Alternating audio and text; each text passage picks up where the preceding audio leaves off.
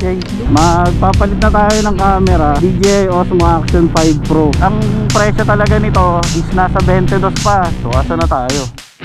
Bend like a willow, bend like a willow, Godzilla.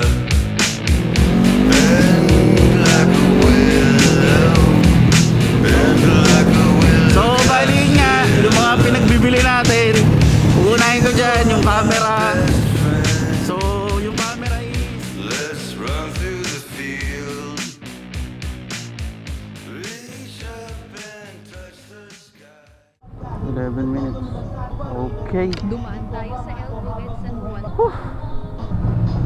Medyo mabasang gabi to ah. So kamusta kayo? Long time no upload. So ngayon magra-ride tayo. Kung kailan magra-rides tayo ng gabi, ngayon naman umulan. Yun nga pala, magpapalit na tayo ng camera. So hindi ko na kasi maano to guys, hindi ko na maasikaso kasi bukas may pasok na ulit ako. Kaya ito na yung best time para bilhin yung item. So bali siya yung nakita ko sa marketplace na pinakamura. Mas mura din siya sa Shopee, kaya binili ko na. So bali standard lang siya, standard combo. DJI Osmo Action camera yung binili natin. 5 pala, sorry, DJI Osmo Action 5 Pro ng DJI syempre. So bali gusto ko kasi ma-explore guys yung yung camera na yon. Although may Action 6 na ngayon. So ngayon nga pala is December 7. Bali ang pinagpipilian ko lang talaga is yung Insta360 Ace Pro 2 or DJI Osmo Action 4. Eh di ko alam, may lumabas na pala DJI Osmo Action 5 Pro. So napakaswerte natin kasi nakahanap tayo ng gantong camera. Ang presyo talaga nito is nasa 22 pa. Although may Insta360 na kasi tayo guys, pero inaaral ko pa rin siya. Wala rin tayong time para mag-edit pero mag-upgrade ka rin. So bali ang gamit ko nga pala ngayon, yung existing natin, GoPro Hero 8 saka Insta360 X4. So bali natuwa lang din ako kasi ang tagal ko nang gusto mag-upgrade. Tapos yun nga, may bibili na rin ng GoPro Hero natin. So tropa din. Ayoko kasi mapunta sa iba, kaya binenta ko na lang ng mura. So asa na tayo? Hindi ko na alam to.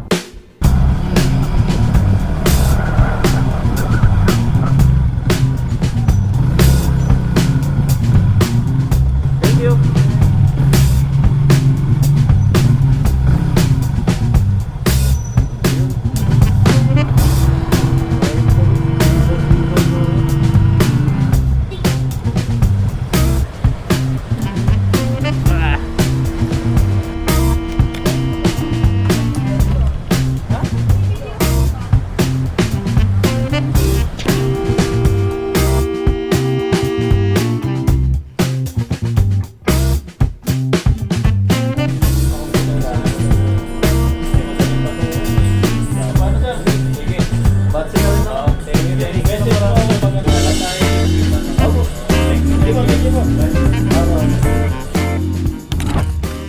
So hi guys, J Moto PH here. What's good sa inyo? So ang tagal nating hindi nag-upload dito sa YouTube. Bali ngayon, mag-unboxing tayo. Papakita ko sa inyo yung bagong setup ko ngayong 2026. So disclaimer lang, hindi ako technical pagdating sa mga gantong unboxing. Isang perspective lang to ng isang motovlogger. So bali ito yung DJI Osmo Action 5 Pro na standard combo. Hindi siya adventure combo guys, kasi may mga accessories ako na meron na rin sa adventure. So ang wala lang ako sa adventure combo is yung mga batteries and battery bay. So ipakita ko na lang din. So bali bumili din ako sa Shopee ng third party na battery. So susubukan din natin kung gaano katibay itong battery na to saka battery bay na to. Ito yung isa sa mahalaga para maingatan yung camera natin is itong glass screen protector natin. Kaya ako nag-upgrade kasi gusto ko ma-achieve yung gantong setup.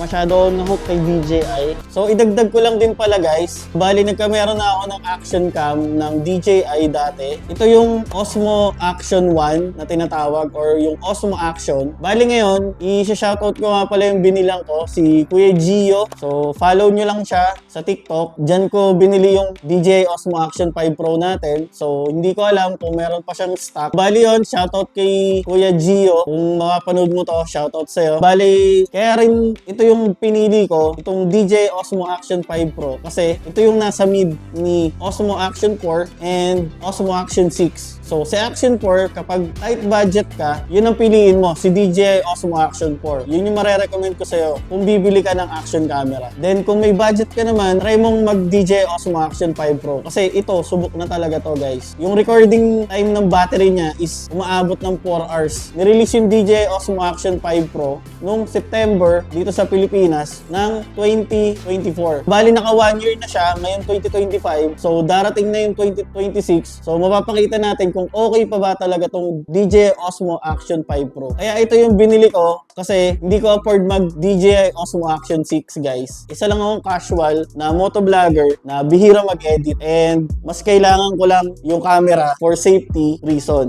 So ngayon, bubuksan na natin yung DJI Osmo Action 5 Pro. So pagbukas nyo guys, makikita natin yung accessories and yung unit. So yan, ito yung unit. Lapag muna natin dito. Ito yung accessories. So sa presyo nga pala guys, nagre-range siya ng 16 to 26k. Depende sa reseller and sa online shop na mabibilihan nyo. Basta ganun yung range niya. So ako, binudget ko lang. Kaya bumili ako ng third party battery, saka battery bay. Then huwag kayong magpapawala ng SD card. So yung piliin yung SD card guys is yung subok na and original. So ang napili ko para dito sa DJI Osmo Action 5 Pro natin is itong Evo Plus na 256 gig. So, worth 1,600 siya. Huwag kayong pipili ng SD card na imitation or fake kasi masasayang lang yung mga clip nyo pag yun yung binili nyo. Then, continue tayo. Dito na tayo sa accessories. Pag binuksan mo itong accessories, makikita mo itong Type-C to Type-C na cord. Then, itong skeleton na, ano ba to? Skeleton mount. Then, itong curb mount.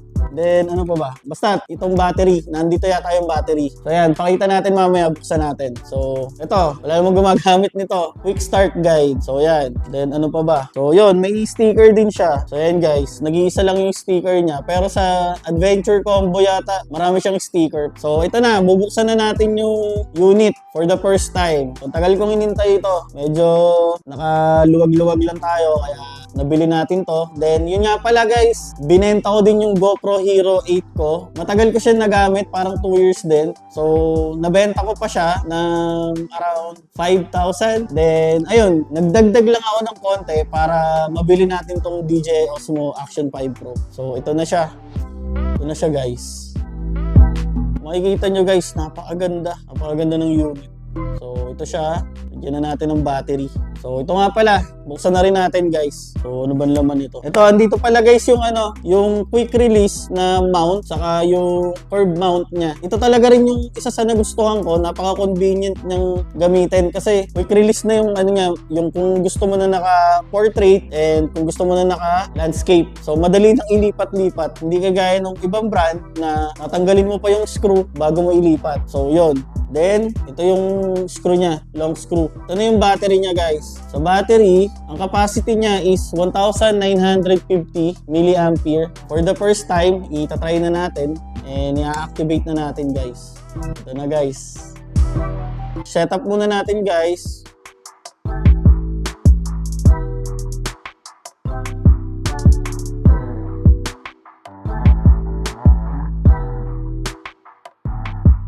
So, bale guys, na-setup na natin siya. So, yung pa pala, hindi ko pa pala natatanggal to. Ayun. Napakaangas. Oh. Then, yun nga. Yung mga nagustuhan ko dito guys, isa-isahin ko na. So, bali, may built-in to na storage. Parang 48 gig, hindi ako nagkakamali. Then, yun nga, tumatagal yung battery niya up to 4 hours. Sa isang battery pa lang, guys. Napaka-okay nun pag bumabiyahe ka. Then, may 1.3 CMOS sensor siya. Iba kasi yung impact ng 1.3. Maganda siya sa night mode. So, ngayon, isa-setup ko lang to. Then, ipapakita ko sa inyo kung gaano kaganda yung kuha sa daan.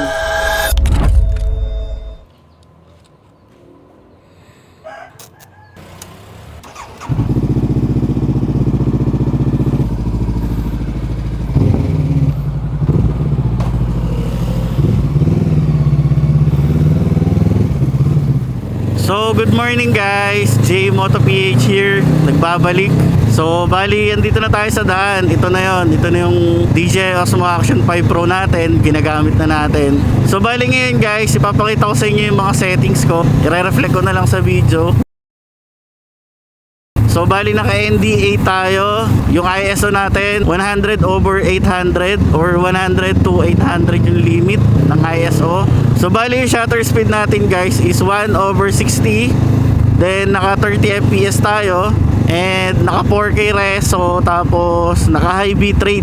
So, disclaimer lang guys, hindi ako magaling pagdating sa color grading. Nag-aaral pa lang din ako. And gusto ko matutunan talaga mag-color grade. Kaya tinatry ko yung best ko para gumanda yung video ko syempre. Sana hindi overexposure yung video natin.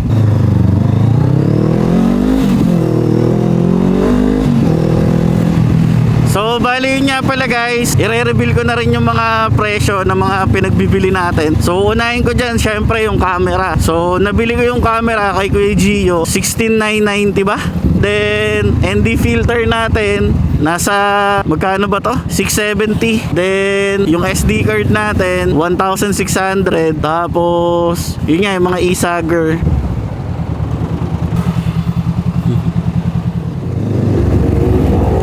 Tingin si Kuya eh. Saan na nga ba tayo?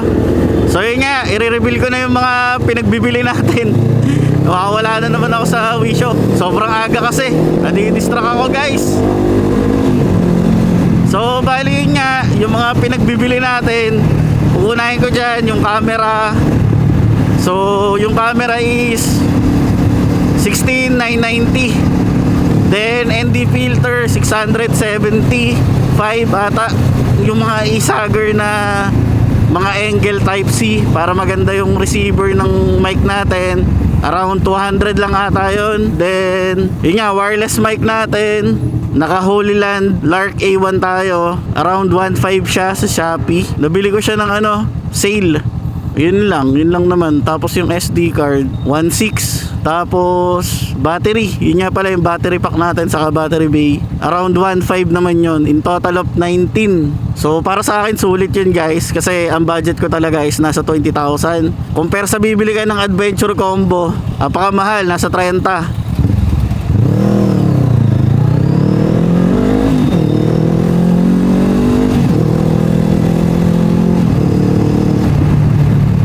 So yun, nasa 30 kapag bumili ka ng adventure combo, 'di ba?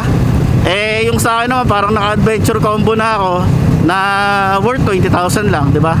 Napaka-wise ko sa part na 'yon. Tapos yun nga, nabenta na yung GoPro natin. So pinandagdag ko lang din, around 5K nabenta.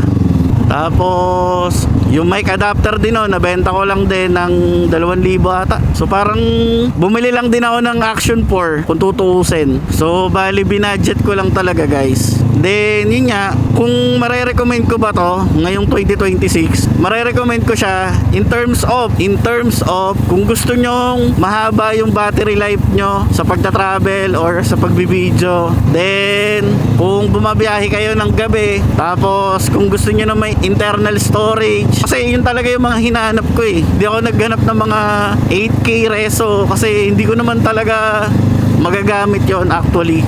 Kasi mababa din yung specs ng laptop ko. So yun, hindi ko siya magagamit. Then stick lang tayo sa 4K. And yun nga, okay na nga sa akin yung 1080p lang eh, kapag bumabiyahe ako ng malalayo. Then yun, kung wala talaga kayong budget, go for Action 4. So marerecommend ko rin yun guys ngayon 2026. Kung nagbabala kayong bumili ng action camera or kailangan nyo ng camera. Kasi ride smart tayo guys, kailangan talaga natin ng camera. Parang ebidensya ba na kung sakali, wag naman sana, di ba? So yun, saka capture memories, i-capture mo lang lahat, di ba? Kapag magta-travel kayo. So yun nga, ang reason kasi kaya ba't binenta ko rin yung GoPro Hero 8 natin, hindi na gumagana yung ano guys, charging port ng camera na yon. Ang gumagana na lang doon is yung mic adapter. So marami naman siyang battery pero napaka-hassle. Saka yun nagustuhan ko ngayon sa camera na to is ang bilis niyang i-unmount, napaka-convenient. Kung makikita nyo yung setup ko ngayon. Pero yun nga, ipapakita ko sa inyo yung setup ko ngayon guys. So magmo-montage tayo. So yan, montage ko.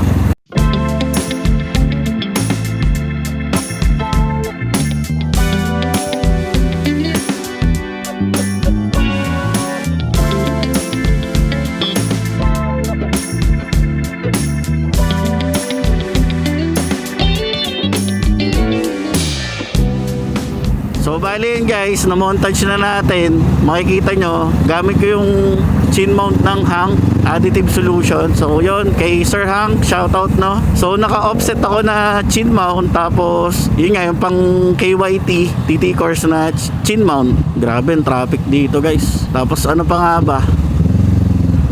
Ayun, para sa akin marirecommend ko to kasi nagagamit ko na siya eh. Hindi ko pa lang talaga siya gamay kasi ang hirap pag-aralan ng camera guys, ng photography.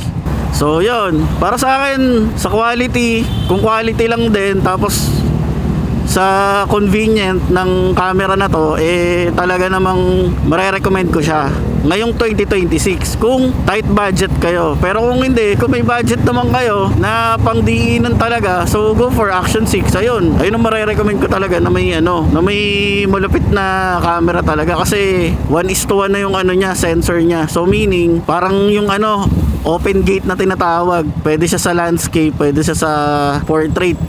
Napakaganda nun.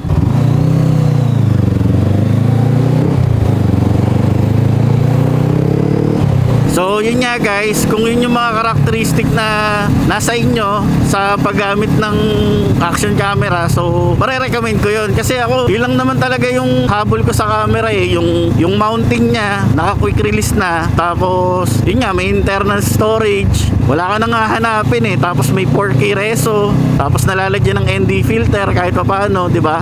Tapos yun, may 10-bit dilag.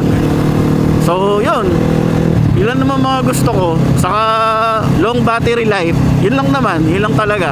Kaya kung ako kagaya nyo na ganun lang yung mga hinahanap, eh marerecommend ko talaga sa inyo to. So yun lang guys, dito ko natatapusin yung video. So maraming salamat sa mga sumusuporta sa akin no. Sana marami pa tayong pagsamahan and marami pa tayong video na gawin na more on adventure naman. So yun lang guys, dito ko natatapusin. So ingat kayo palagi and ride safe. Peace.